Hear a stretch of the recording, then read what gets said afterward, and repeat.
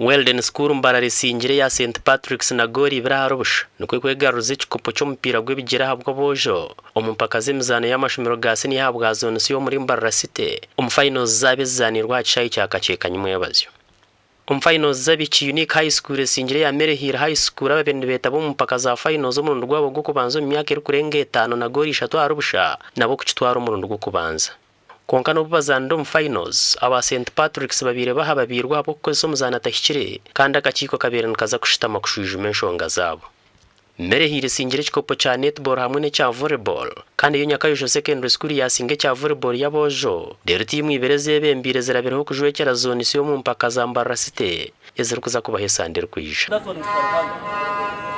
people should be on board. You come and participate. If you lose, you lose. Then when you succeed, and people move. Merehira finals.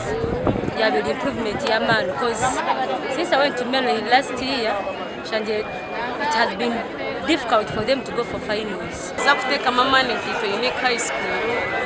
Ibya bishobire tubitebekanise kurebeka ngo twaza regionals. Was expecting kurabaho n'abagandi matimu.